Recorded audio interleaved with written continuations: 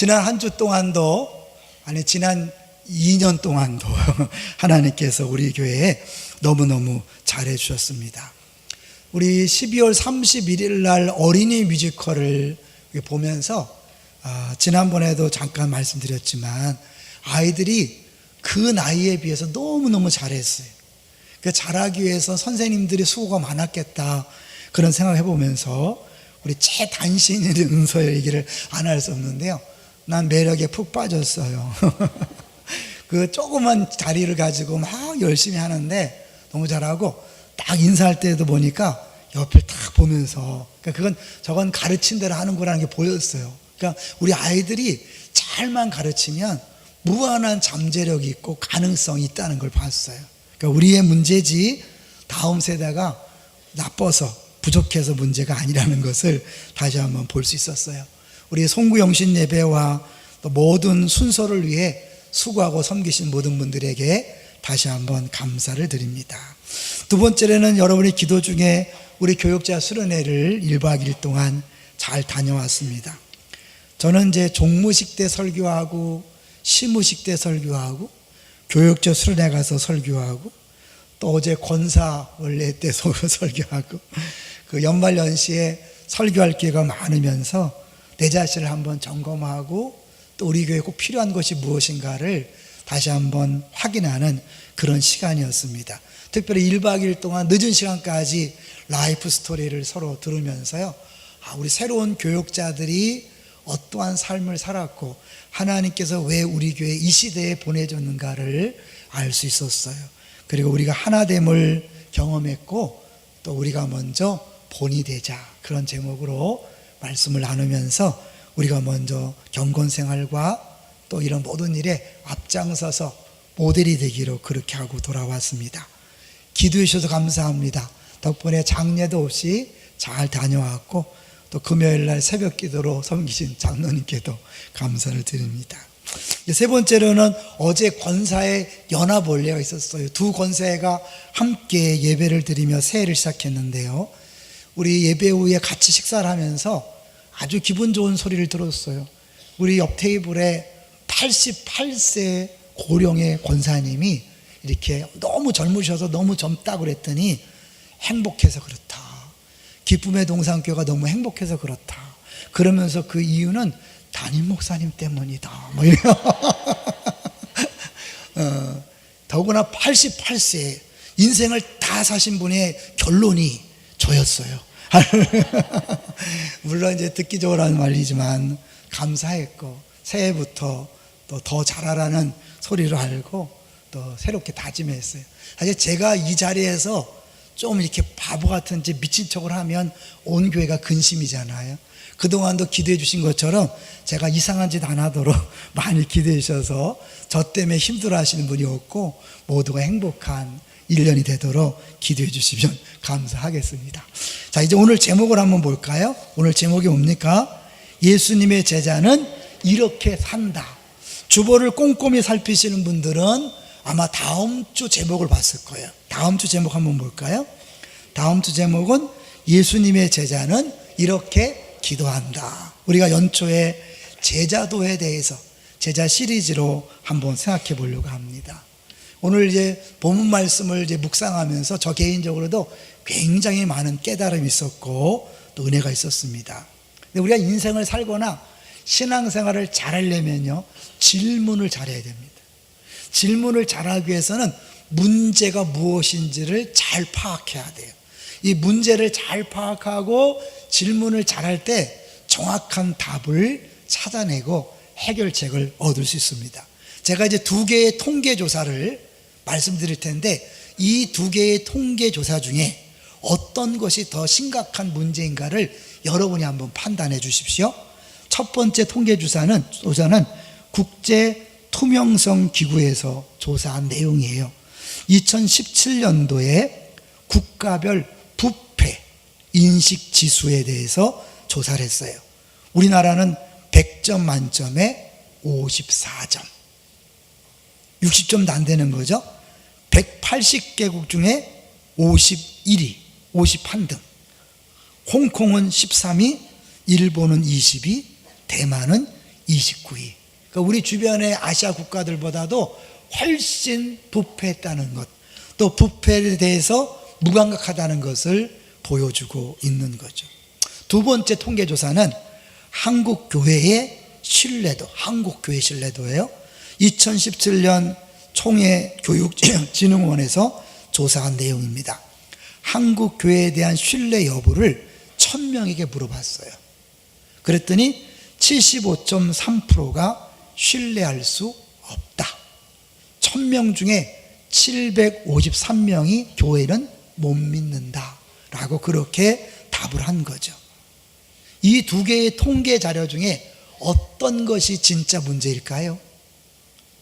세상이 얼마나 부패한가는 사실 문제가 아닙니다. 원래 세상은 그런 것이니까. 진짜 문제는 뭐예요?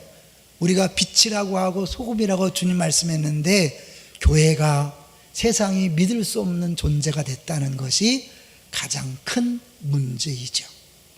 이 성경에서 우리 예수 믿는 사람들을 소금이요 빛이라고 말했는데 이것은 우리 기독교인의 정체성을 가장 잘 표현한 내용입니다. 정체성이 왜 중요하냐면 내가 누구인가를 아는 순간 삶이 달라지는 거예요. 그러니까 이렇게 기독교가, 교회가 믿을 수 없는 존재가 됐다는 것은 우리 기독교인들이 자신의 정체성이 무엇인지 모르고 살기 때문이라는 거죠. 최근에 아버지 학교를 통해 변화받고 우리 교회에 등록하신 분이 있어요. 근데 아버지 학교의 핵심 구호는 간단해요. 뭐죠? 내가 아버지입니다. 그거 몰랐어요?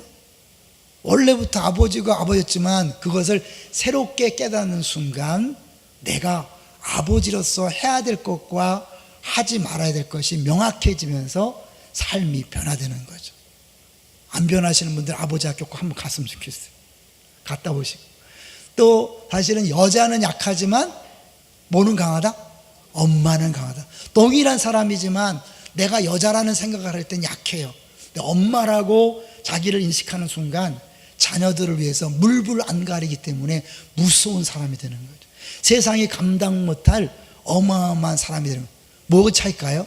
내가 누구인가라는 정체성이 그만큼 삶의 결정을 해준다는 거죠. 예수님께서 오늘 본문에서 너희는 세상의 소금이다. 너희는 세상의 빛이다. 빛이 되라. 소금이 되라가 아니에요. 너희는 이미 소금이다. 빛이다. 그러기 때문에 소금으로서 빛으로 살아야 된다. 근데 우리는 잘못하고 내가 소금이 되어야지, 빛이 되어야지 하다 보니까 어떻게 해요? 난 소금처럼 살 수 없어. 빛처럼 살 수 없어. 그러다 보니까 기독교인이란 자체를 포기하거나 망각하는 경우가 있다는 거예요. 사실 우리가 잘해서 소금이나 빛이 아니에요. 원래 소금과 빛은 누굽니까? 예수님이 빛이고 예수님이 소금이. 그 예수님을 영접하는 순간 우리가 그 빛을 받았기 때문에 빛이 되는 것이고 소금이 들어왔기 때문에 소금이 되는 거예요. 그러니까 우리가 얼마나 잘하냐가 문제가 아닌 거예요. 그것을 보여주는 것, 그것이 오늘 본문 말씀이에요. 여러분의 상식적으로 이 본문을 이해하시면 안 돼요. 저도 예전에 알고 있던 것과 다른 깨달음을 얻었기 때문에 기쁨으로 전합니다. 먼저 저는 13절부터 16절까지를 처음 예수 믿고 이해가 안 되는 게 두 개 있었어요. 아마 이 중에도 이해가 안 되는 분이 있을 거예요. 동일하게. 첫 번째 이해 안 되는 게 뭐예요? 소금이 맛을 잃는다? 말도 안 돼. 여러분, 우리나라 소금이 맛을 잃는다 말 돼야 안 돼요? 말이 안 되죠. 그러니까 이것은 결국 우리나라 문화 배경에서는 이해가 안 되고 그 중동 지방의 소금을 알아야 이해가 되는 거예요. 두 번째는 말 아래 두지 아니하는다. 등불을 켜서 말 아래 두지 않는다? 아니, 등불을 켜서 왜 말 밑에 두지? 말 뜨겁게? 무슨 의미일까? 저는 이 말이 홀스, 힝 하는 말인 줄 알았어요. 영어 성경을 보기 전까지는. 여러분, 기억에 남기 위해서 하나의 유머, 최근 젊은이들이 쓰는 유머를 하려고 그래요. 라떼 이즈 홀스. 들어봤어요? 라떼, 카페 라떼. 그게 아니라 라떼 이즈 홀스. 어른들이 후딱하면 하는 말, 라떼는 말이야. 홀수가 그 말이 하잖아요. 나 때는 말이야 뭐 이렇게 살고 이렇게 살고 니네 뭐 하는 거야. 그러니까 젊은이들이 나이 드신 분들을 꼰대라고 하면서 놀릴 때 라떼 이즈 홀수, 자기들끼리 라떼 이즈 홀수 이렇게 한다는 거죠. 여기서 말하는 말은 그 말이 아니라는 거예요. 홀수가 아니에요. 그 무슨 말일까요? 한 대, 두 대, 한 말, 두 말. 그러니까 이게 양을 정하는, 양을 다는 단위예요. 그래서 이 옛날 대박 알죠? 이 말이 저기 둥그런 그게 있어서 그걸 덮어서 이 등불을 가리는 일이 없다는 거예요. 그럼 이렇게 가리는 없다고 말하는 게 뭐예요? 가리는 경우가 많기 때문에. 기독교인들이 자기가 빛인데도 불구하고 자꾸 가리는 경우가 있기 때문에. 소금이 맛을 잃는다? 무슨 말이지? 말도 안 되는데? 네, 소금이 맛을 잃는다는 것은 적당히 타협해서 맛을 내지 않는 거예요. 사회생활하면서 내가 예수 믿는 티를 내면 불이익이 있으니까 적당히 타협해서 전혀 기독교인 냄새 맛을 풍기지 않는 것을 이야기하는 거예요. 그러면 이 말씀을 왜 했냐면요, 앞의 말씀과 연결해서 봐야 되죠. 저는요, 성경을 연구하면 연구할수록 이상한 게 뭐냐면 팔복 뒤에 갑자기 왜 소금빛이 나오냐, 그리고 그 뒤에 예수와 율법 얘기가 나오는데 이게 왜 나오지? 한동안 많이 이해가 안 됐어요. 그런데 이 말씀이 나오게 된 배경은 팔복을 쭉 얘기한 다음에 이미 너희들은 복 있는 사람이 되었다. 왜요? 진짜 복 있는 분은 뭐예요? 예수님이에요. 그래서 이 팔복은 예수님에 대한 이야기예요. 그 예수님을 내가 믿을 때 나의 것이 되는 거죠. 근데 그렇게 복 있는 사람은 10절부터 보세요. 복 있는 사람이 반드시 각오해야 될 내용이 뭐냐면 10절부터 마지막 8번째 복부터 시작. 의를 위하여 박해를 받은 자는 복이 있나니 천국이 그들의 것임이라. 우리가 분명히 복 있는 사람인데, 복의 주인공인데 박해를 받게 돼 있다. 핍박을 당한다는 거예요. 11절 시작. 나로 말미암아 너희를 욕하고 박해하고 거짓으로 너희를 거슬러 모든 악한 말을 할 때에는 너희에게 복이 있나니. 계속 이게 무슨 복이에요? 그렇지만 이게 복이라는 거예요. 아주 쉽게 얘기하면 너희들이 진짜임이 증명된다는 사실을 기억하고, 그리고 그것은 단순히 고난을 끝나는 게 아니라 상이 기다리고 있다. 12절 시작. 기뻐하고 즐거워하라. 하늘에서 너희의 상이 큼이라. 너희 전에 있던 선지자들도 이같이 박해하였느니라. 너희들이 소금의 맛을 내고 빛을 발해서 박해를 당하게 될 텐데 그 박해를 당하면 기뻐하고 즐거워해라. 왜요? 그건 고난을 끝나는 게 아니라 상급이 예비되어 있기 때문이다. 올림픽 대표 선수로 뽑히면 그 사람들 행복할까요? 불행할까요? 행복하죠. 근데 선수로 뽑히는 순간 그때부터 뭐예요? 고생 시작이에요. 가족들과 같이 있지 못하고 선수촌에 입촌해서 애인도 못 만나고 먹고 싶은 거 먹지 못하고 최소한 1년, 2년은 죽으라고 고생하는 거죠. 근데 그 결과 뭐가 있어요? 금메달이 있습니다. 사실 우리에게는 금메달이 아니라 확실한 하늘의 상. 올림픽 선수들은 열심히 노력해도 금메달 못 딸 위험성도 있지만 우리에게는 보장된 영원한 하늘의 상이 있는 줄로 믿습니다. 이 땅의 고난은 잠깐이에요. 박해는 잠깐이에요. 핍박은 잠깐이에요. 그러나 상은 영원하기 때문에 초대교회 성도들이 기꺼이 사자비법이 되고 기꺼이 불쏘시가 되고 기꺼이 죽으면서도 찬송하며 죽을 수 있었어요. 지금도 저 얼마 떨어진 북한에서 예수 믿다가 발각되면 맞아 죽어요. 수용소에 갇혀요. 남의 얘기가 아니에요. 바로 옆에 있어요. 근데 그들은 절대로 불평원망하지 않고 기쁨으로 죽음을 당합니다. 뭐 때문에 그럴까요? 그것이 복이라는 것을 실제로 경험하고 있기 때문에 그런 거예요.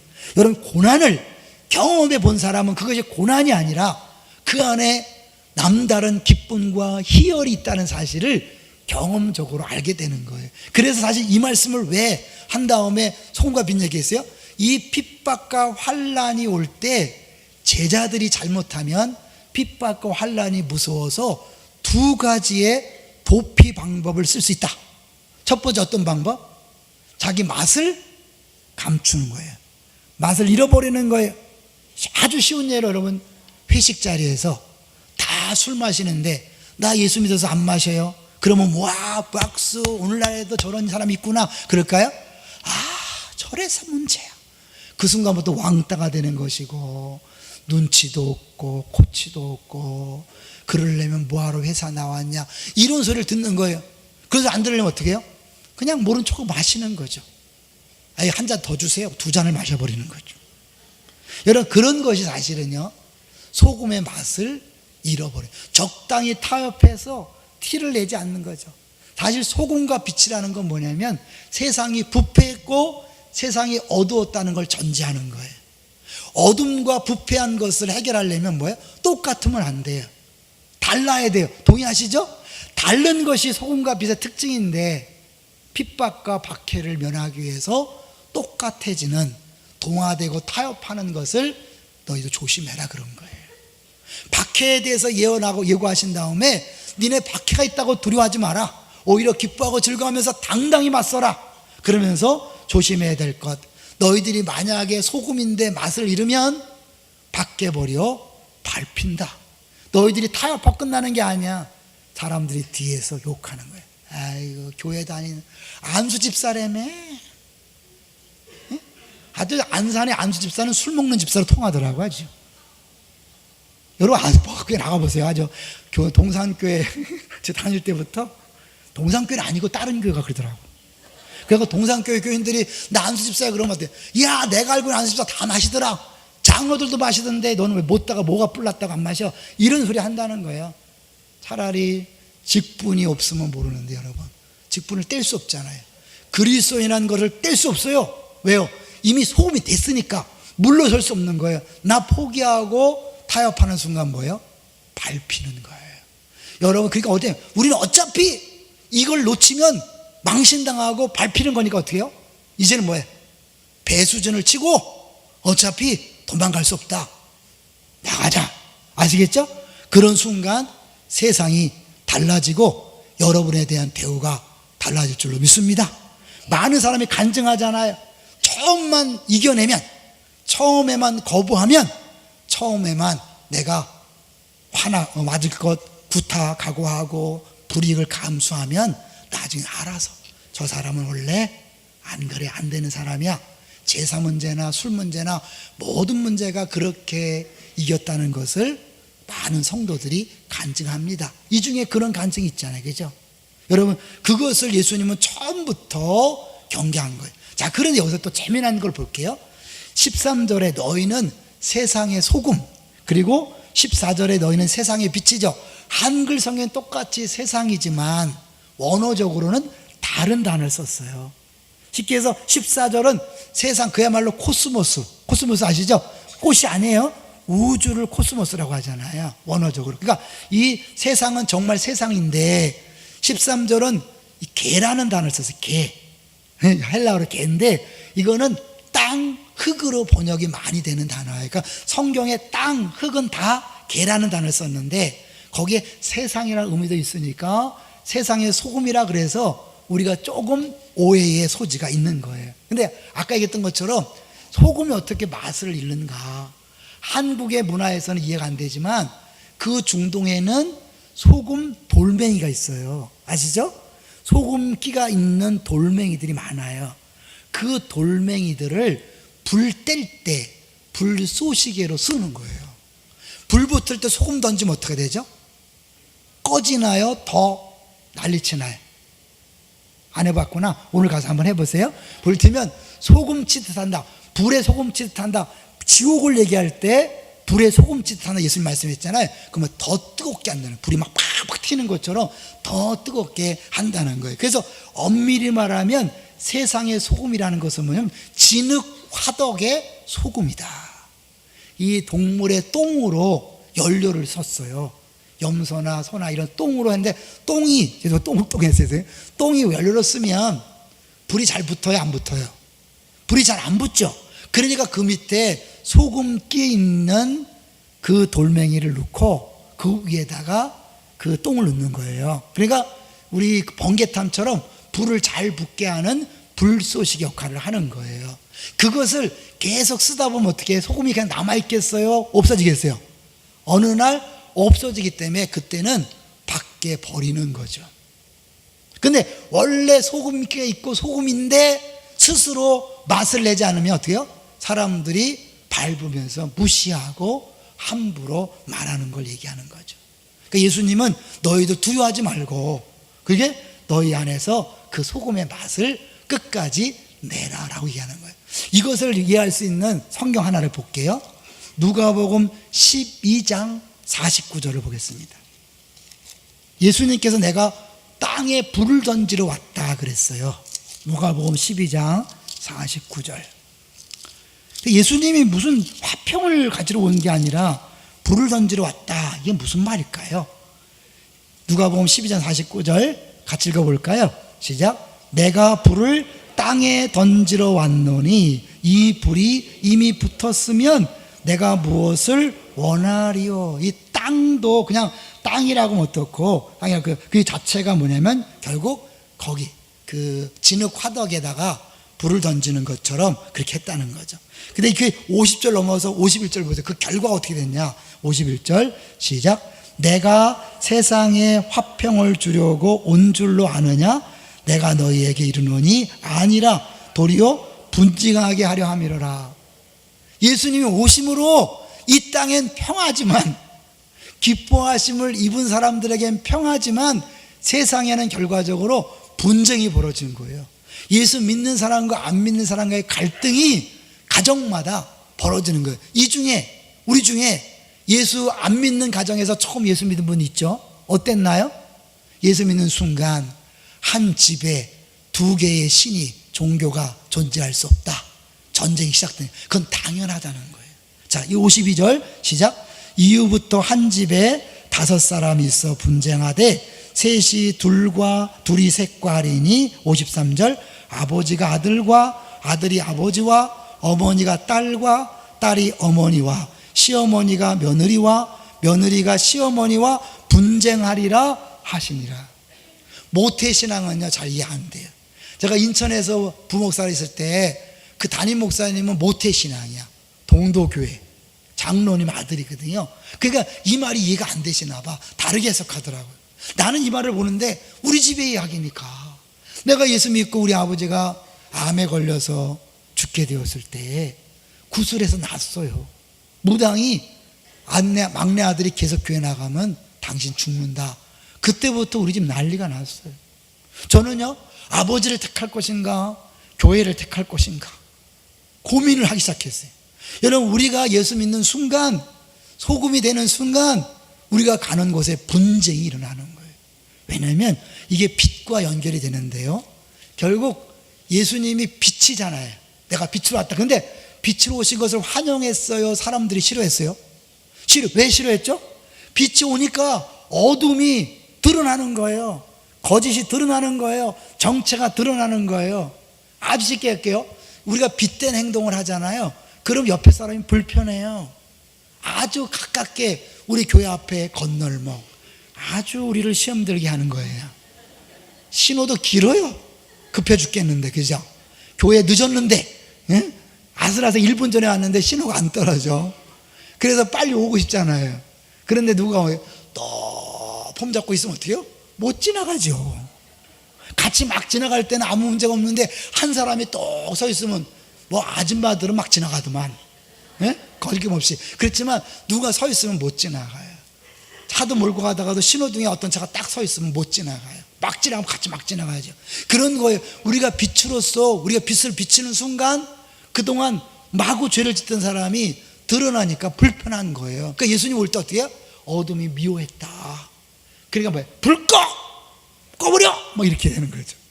그러니까 여러분, 예수 믿는 순간 세상 사람들은 불편해요. 아, 저 인간 너무 맑아. 너무 깨끗해. 야, 깨끗한 물에는 고기도 못 살아. 적당히 살아. 막 이러면서 어떻게 해요? 막 오히려 욕하고 비난하고, 예? 사회성이 없다 그러고 막 그러잖아요. 근데 그 사람이 있기 때문에 사실은요, 세상은 달라지는 거죠. 공무원 사회에서 사실은 정직을 유지하기 쉽지 않죠. 이제는 우리 한국이 많이 달라졌어요. 그죠? 옛날에 그런 일이 있어요. 재미나 우리 안산동사께 부목사들이 많으니까 에피소드가 많아요. 경찰이 잡았어요. 경찰이 우회해서 얘기하는 거예요. 장갑이 필요한데 돈 달라는 건데 장갑이요? 알았어요. 우리 목사님 한 분이 트렁크 가서 흰 장갑을 갖다 줬어요. 또 한 말은 이제 그 당시에는 그런 게 많았던 거예요. 사실은 지금은 많이 달라졌죠. 그러니까 세상은 원래 그런 건데 우리 믿는 사람이 들어가서 난 그렇게 할 수 없어 하는 순간 상대적 그들이 자기들 잘못 드러나는 거예요. 이제 우리 교회에서 이 반찬 그릇 정리하는 운동을 계속하면서 하는 사람들이 가는데 어제 우리 권사에 원래 식사할 때 옆 테이블에서 권사님들이 모았어요. 빈 그릇을 막 모았어. 제가 있는 테이블은 안 모았어요. 어떻게 됐을까요? 찔리죠. 그래서 우리도 자연스럽게 한 거예요. 옆에서 하는 순간 안 한 것이 드러나는 거예요. 왜? 빛은 밝음이잖아요. 밝음이기 때문에 내 정체가 드러나는 거죠. 그러니까 불편해요. 그래서 예수 믿는 사람을 싫어해요. 근데 지나고 나면 인정하는 거죠. 왜? 믿을 만한 사람이 되는 거예요. 여러분, 욕하던 사람이 정말 중요해는 예수 믿는 사람 맡기는 거 아시죠? 왜요? 재정이 투명하니까. 그래서 빛이 중요한 거죠. 그런가 하면 여러분, 빛은요 사실은 모든 것들을 아름답게 만드는 역할을 하는 거 아시죠? 사진을 찍어보면 사진은 빛의 미학이라 그래요. 빛이 없으면 사진을 찍을 수 없어요. 작은 빛이라도 있어야 찍는데 빛이 있으면 원래 아름다운 꽃의 모습이 드러나게 돼 있어요. 산 위의 동네가 숨기지 못한다는 건 뭐냐면 빛의 특성은 높은 데 세워놔서 전체를 비치게 하는 거예요. 말 아래 숨기는 것도 아니고 이렇게 몰래 감추는 거예요. 근데 우리는 어떻게 해요? 사실 그게 싫으니까 적당한 선에서 안 밝히는 거예요. 지금도 직장에서 예수 믿는 사람인지 아닌지 신비주의를 추구하시는 분이 있죠. 여러분, 멋있는지 모르지만 그건 가짜예요. 여러분, 예수님이 빛이라 했을 때 여러분이 비친 것을 높은 곳에 두는 것처럼 드러내셔야 돼요. 직장에 가는 순간 나 예수 믿는 사람입니다 하고 선포하셔야 돼요. 그리고 식기도 하셔야 돼요. 그래서 불이익당하면 어떡하나? 네, 기뻐하고 즐거워하라는 거예요. 그 불이익 주님 보시고 다 갚아주신다. 근데 우리가 자꾸 어떻게 해요? 불편하고 손해볼까 봐 안 해요. 식당에서 어떤 사람은 교회 준 액자도 안 걸어놔요. 왜? 안 믿는 사람이 싫어할까 봐. 안 해요. 여러분, 하시고 정직하게 장사하세요. 정직하게 사업하세요. 그것이 세상을 변화시키는 길인 겁니다. 세상을 욕하지 마세요. 여러분이 비친 것을 기억하시고 빛된 삶을 사세요. 이 한 재미난 얘기를 할게요. 아주 유명한 예화 중에 이제 그 꽃밭을 만든 우체부 얘기가 여러분 들은 적 있을 거예요. 미국의 이야기인데요. 미국의 샌프란시스코의 로스 알데 힐이라는 작은 마을에 요한이라는 집배원이 있었어요. 젊었을 때부터 마을 부근에 50마일을 오가면서 우편을 배달했어요. 근데 이어진 거리에서 먼지가 뿌연 거리를 계속 다니다가 어느 날 갑자기 그런 생각이 든 거예요. 야, 이렇게 황폐하고 삭막한 길거리를 내가 죽을 때까지 다녀야 되나? 그런 생각이 들면서 너무 고통스러웠대요. 비가 오나 눈이 오나 하루도 빠짐없이 이 길을 오갔는데 앞으로도 나 요한은 정해진 길을 왔다 갔다 하다가 그대로 인생이 끝나버릴지도 모른다는 황량함을 느낀 것이다. 풀, 꽃 한 송이 피어있지 않은 황폐한 거리를 걸으며 요한은 깊은 시름에 잠겼다. 그러다가 무릎을 딱 치면서 중얼거렸대요. 어차피 나에게 주어진 일이라면 그것이 매일 반복된다고 해서 무엇이 걱정이란 말인가? 그래, 아름다운 마음으로 내 일을 하자. 아름답지 않은 것은 아름답게 만들면 되지 않은가?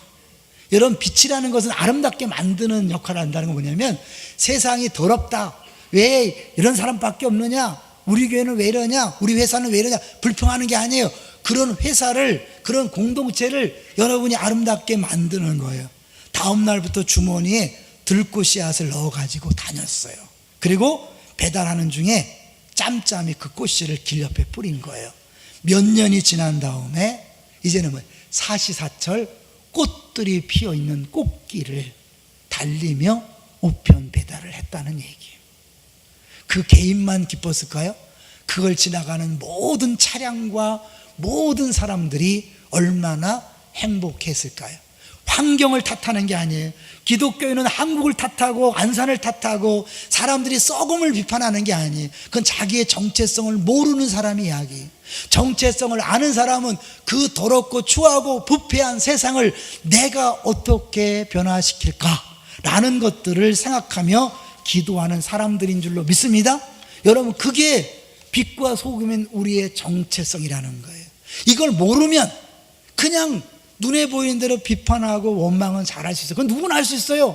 달라지지 않아요. 본인 성질만 더러워져요. 우리는 비판하고 정죄하기 위해서 빛이 되고 소금이 된 게 아니라 그 부패하고 더럽고 생명 없고 무의미한 그 세상에 빛으로 소금으로 파송되어서 그들을 변화시키는 통로로 쓰임받게 되는 줄로 믿습니다. 이제 그 얘기를 하시는 거죠. 자, 그런데요, 구체적으로 어떻게 해야 되는가? 사실 16절을 볼까요? 16절. 구체적으로 우리들이 해야 될 일, 16절 시작. 이같이 너희 빛이 사람 앞에 비치게 하여 그들로 너희 착한 행실을 보고, 그러니까 뭐예요? 사람들이 볼 수 있도록 하는 거예요. 나는 오른손이 하는 걸 왼손이 모르게 한다. 그걸 적용할 때가 있고 안 할 때가 있는데, 그래서 안 날리나? 아니에요.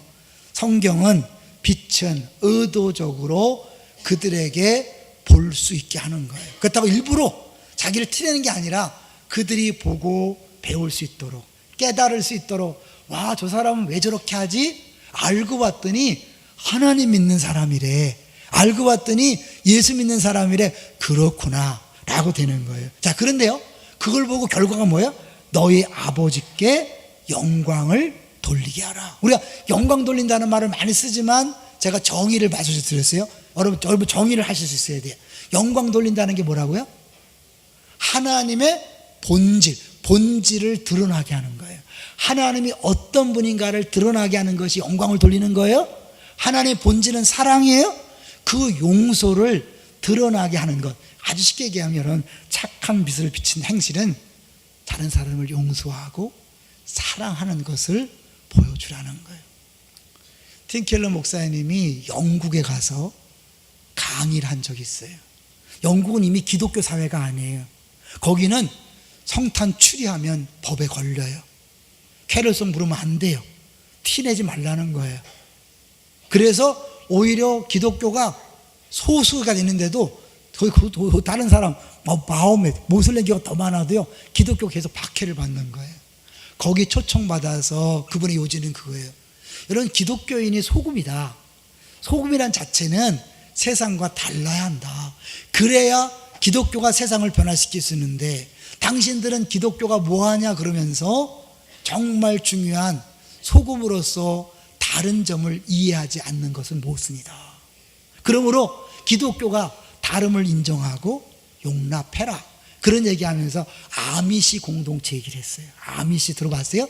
미국이 굉장히 보수적이면서 현대 문명을 거부하고 철저하게 성경 따라 산다는 분들이에요. 이분 마을에 총기 사건이 벌어졌어요. 학교에서 여학생 5명이 총에 맞아 죽었어요. 그걸 쏴 죽인 괴한은 자기가 사람을 죽이고 자기도 자살했어요.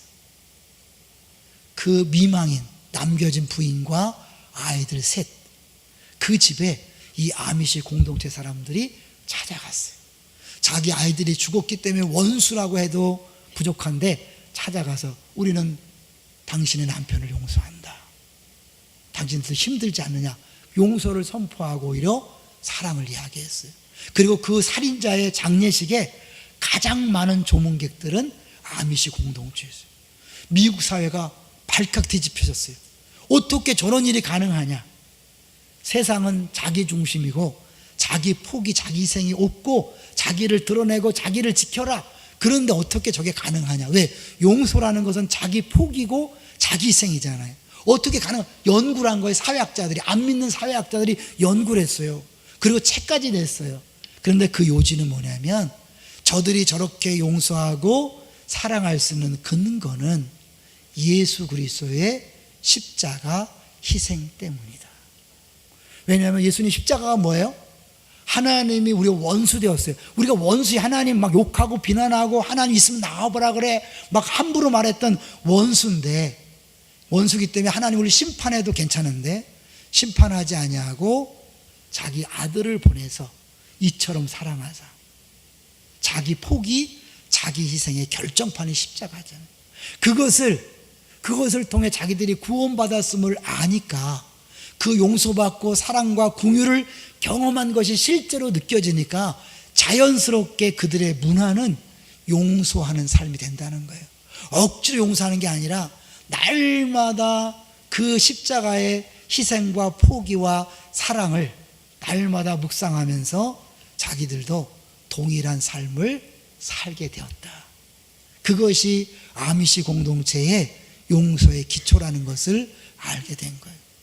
이거는 세상 사람들이 할 수 있어요? 없어요? 없어요. 세상 사람들이 용서를 말할 수 없어요. 희생을 말할 수 없어요. 우리들 하나님이 자기를 포기해서 아들을 보내시고, 하나님이 사랑인데 아들을 버렸어요. 말 돼요 안 돼요? 말도 안 되는 거예요. 우리 부부는 사랑해 그러고 맨날 싸워. 아이고 잘 놀고 있다 그러거든요. 사랑한다면서 왜 싸워? 하나님이 사랑이라 그러면서 자기 아들을 버렸어요. 그게 무슨 사랑이에요? 그게 자기 포기란 말이에요. 자기를 부인하고 십자가를 진다는 건 뭐냐면 내 나됨, 내가 이 나이에 이것도 하랴? 여러분 그 연세를 주장하시는 걸 포기하셔야 돼요. 내가 목사인데 담임 목사인데 이걸 포기하는 게 자기 부인이에요.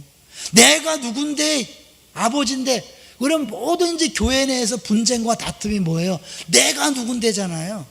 자기 포기가 안 이루어진 거죠. 자기 희생이 아니고 자기는 지키고 그 선에서 하니까 교회가 세상과 다른 것이 있어요 없어요? 없지요. 아미시 공동체는 철저하게 그 십자가가 자기 포기 희생인 것을 경험적으로 알아서 그렇게 한 거예요. 말씀을 준비하다 맥체인에 대해서 봤어요. 맥체인 성경 읽기 많이 아시죠? 이 맥체인 분이 살아있는 작은 예수라는 치고를 얻었어요. 근데 그 사람이 어떤 결심을 했는지를 제가 말씀드릴게요. 나는 그리스도의 보혈이 필요하지 않을 만큼 매우 작은 죄도 있다는 생각을 조금도 가져서는 안 된다. 스스로 얘기하는 거예요. 무슨 말이죠? 이 정도쯤이야 라고 할 만한 죄는 없다는 거예요. 아무리 사소한 죄도 다 십자가와 보혈이 필요하다. 여러분 사소한 죄까지 그렇게 민감하면 어떻게 해요?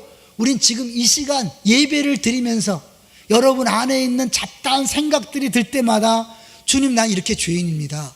내가 예배 드리는 자리에 와서도 이렇게 딴 생각합니다. 주님 용서해 주세요 하고 십자가 보혈을 의지해야 되는 거예요. 내가 끊임없이 미워하는 사람, 용서 못하는 사람을 생각할 때마다 주님 난 죄인입니다. 그래서 십자가가 필요합니다. 보혈이 필요합니다. 매 순간마다 사소한 죄까지 그렇게 인정한다면 그 사람이 어떻게 했어요? 그야말로 은혜 충만이죠. 그런 사람이 누굴 욕합니까? 누굴 정죄합니까? 자기가 교만해서 자기는 괜찮은 사람인지 아니까 누구 어떻고 하다가 강팍해지는 거잖아요. 동의하세요? 내가 매 순간 아무리 작은 죄도 보혈이 없어도 되는 죄는 없다. 내 죄가 무거워지면 마치 시계추가 무거울수록 빨리 가듯이 죄가 많을수록 그리스도께 속히 가게 해야 한다. 나는 그리스도의 피로 씻어야 할 뿐만 아니라 그리스도의 순종으로 옷 입혀져야 한다. 작은 예수라는 소리를 들으면서도 이런 삶을 살았다는 것, 그렇게 가능한 삶이 그냥 저절로 되는 게 아니라 끊임없이 십자가와 보혈을 의지했기 때문에 가는 거예요. 엄밀히 말하면 우리는 소금이 아니고 빛이 아닙니다. 그래서 오늘 보면 뭐예요? 등불, 이게 등불 켜서, 그러니까 우리는 램프지 빛이 아니에요. 해가 아니에요. 빛은 예수님이에요. 그러니까 우리들이 온전히 하나님께 영광을 돌릴 수 있어요 없어요? 우리는 못해요. 누가 가능한 거예요? 내가 그리스도와 함께 십자가에 못 박혔나니 그런즉 이제는 내가 산 것이 아니요 오직 내 안에 그리스도가 사신 것이라. 할렐루야. 내 안에 그분이 오셨기 때문에 내가 빛이고 소금인 거예요. 여러분 내가요 신앙생활을 잘한 다음에 직장에서 얘기할게요. 나 지금 그냥 말하면 오히려 영광을 가릴까 못해요. 아니, 여러분, 가린다고 가려지는 게 아니에요. 하나님께서 여러분을 그곳에 이미 파송했고 여러분 안에 그리스도가 있기 때문에 여러분은 100% 빛이고 100% 소금입니다. 할렐루야. 오히려 숨기고 도망가고 맛을 잃고 타협하면 욕먹고 비난당하는 그걸 배 수준을 쳐야 된다니까요. 나는 이제 돌아갈 수가 없다. 이 13절이 뭐냐면, 만약에 맛을 잃으면 무엇으로 짜게 하여, 한번 맛을 잃은 그 돌멩이는 다시 짜게 할 방법이 없어서 계속해서 버림을 당한다, 그런 거예요. 그러니까 우리가 한번 무시당하면요, 다시는 예수 믿는다 소리를 할 수가 없게 되는 거죠. 여러분이 이제 당당하게 나섰어요. 선포하세요. 나 예수 믿는 사람입니다. 그 죄를 지면 어떡하죠? 네, 맞습니다. 난 죄인입니다. 그래서 예수가 필요합니다라고 여러분 얘기하시는 거예요. 고백하시는, 사람들이 비난을 두려워하지 마세요. 나는 예수 믿어서 이 정도입니다. 내가 예수 안 믿었으면 당신들 다 죽었습니다. 이렇게 당당하게 이야기하세요. 그렇게 사실은 공공하면 주님이 영광 받으시기 위해서 친히 여러분을 통해서 일하실 줄로 믿습니다. 그러니까 내가 하는 게 아니에요. 주님은 끊임없이. 이제 그 결론으로 갈 거예요. 여러분, 팔복을 가만히 보세요. 특별히 첫 번째부터 네 번째를 잠깐 볼게요. 그리고 막 정리할 거예요. 자, 5장 3절. 심령이 가난한 자는 복이 있나니 천국이 그들의 것이며. 심령이 가난한 게 뭐예요? 완전 파산. 난 알거지예요. 난 아무것도 없어요. 하나님, 내가 주 앞에 내놓을 게 아무것도 없어요. 그럼 뭐예요? 겸손해지는 거예요. 그리고 애통해요. 끊임없이 죄가 생각나고 죄가 있는 걸 보고 애통하는 거예요. 아파하는 거예요. 그런 사람이 누굴 욕합니까? 누굴 정죄합니까? 누굴 판단합니까? 아직 예수 믿는 사람이 아니라는 걸 보여주는 거죠. 온유한 자. 내가 이렇기 때문에 철저하게 뭐예요? 주님만 의지하니까, 오늘 길들여진 맹수라 그랬죠. 철저하게 주님 명령에 순종하는 거예요. 내 생각에 아닌 것 같은데요, 말도 안 되는데, 이런 소리 안 하는 거예요. 온유하다는 건 뭐예요? 이제 나는 아무것도 아니니까 주님, 가라면 가고요, 쓰라면 쓰고 하라면 할게요. 마음대로 하세요. 영광을 받든지 광명을 받든지 마음대로 하세요. 그렇게 하는 거예요. 주님이 책임지는 거예요. 그리고 마지막, 의에 줄이고 목마른 자. 주님, 나에게는 의가 하나도 없어요. 주님에는 방법이 없어요. 어느 순간 내가 판단하고 정죄하는 이유는 뭐예요? 내가 의가 가득한 거예요. 자기가 옳은 거예요. 자기는 괜찮은 거예요. 뭘 괜찮아요? 아닌데 비평하고 분한 사람은 뭐예요? 너나 잘하세요. 제주하지 마. 신앙생활 엉망으로 하면서 그냥 교회가 어떻고 뭐가 어떻고 철저하게 자기가 누군지 모르니까, 정체성을 모르니까 그런 거예요. 여러분, 정말 봤다면 어떻게 해요? 기도하는 거죠. 주님, 이 어려운 상황을 내가 감당하게 해주시고, 내가 책임지게 해주시고, 내가 변화시켜 주옵소서. 내가 하게 해주시고, 내가 못하니 주님이 하세요. 주님이 하세요. 주님 한 분만으로 전 세계 인류의 구원이 이루어졌습니다. 천지 창조를 가능케 하신 분입니다. 믿습니까? 여러분 안에 그리스도가 바로 그분입니다. 매 순간 철저하게 가난해지고 애통하고 온유하고 의에 줄이고 목마르기 때문에, 그 뒤에 어떻게 해요? 내가 불쌍히 여김받았기 때문에 남을 긍휼히 여기는 거예요. 판단하고 정죄하는 게 아니에요. 불쌍히 여기는 거예요. 나도 똑같은 죄인이야. 그러다 보니 어떻게 해요? 깨끗해요. 마음이 청결하니까 하나님을 매일 보는 거죠. 그런 사람이 어떻게, 자기 욕심을 구하지 않으니까 화평케 하는 거죠. 분쟁을 주러 왔지만 결국에는 뭐예요? 너 때문에 우리 가문이 살았다, 너 때문에 우리가 살았어, 이런 고백을 다 듣게 되는 거예요. 할렐루야. 그런데 어떤 사람은 예수 믿는 것 때문에 더 입만 살아서, 죄송해요, 입만 살아서 설교는 많이 들었으니까 입만 살아서 따박따박 말은 하는데 너는 왜 달라진 게 없냐, 이런 골치 아픈 거잖아요. 여러분, 철저하게 겸손하고 온유하고, 그 다음에 의에 줄이고 목말라서 주님만 바라보는 사람, 그런 사람 주님이 하세요. 주님이 하세요. 어느 날 빛을 발하고 소금을 맛을 해서 세상이 살맛나는 세상으로 변화되는 역사가 나타날 줄로 믿습니다.